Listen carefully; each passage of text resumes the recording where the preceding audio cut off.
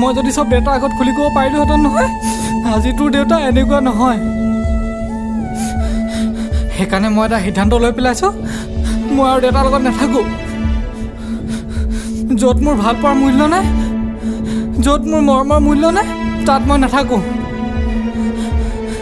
যাৰ আগত মানুহৰ মূল্যতকৈ সাৰ সম্পত্তিৰ মূল্য বেছি, অহংকাৰৰ মূল্য বেছি, তেওঁলোকৰ লগত মই কেনেকৈ থাকিম ক ৰূপহী? সেইকাৰণে মই এটা কথাই ভাবি পাইছোঁ, তোক লৈ মই গুৱাহাটীলৈ গুচি যাম, তোৰ লগতে মই সদায় থাকিম। ব'ল, ইয়াত থাকিব নালাগে, যাওঁ গাবৈ। সেইটো কেতিয়াও হ'ব নোৱাৰে। তই মোৰ কাৰণে তোৰ জীৱনটো কিয় ধ্বংস কৰিব বিচাৰিছ? ধ্বংস নহয় ৰূপহী, মই তোৰ দায়িত্ব ল'ব বিচাৰিছোঁ। একমাত্ৰ তোৰ দেউতাই আছিলে যিয়ে তোৰ দায়িত্ব লৈ আছিলে, এতিয়াতো তেওঁ নাই।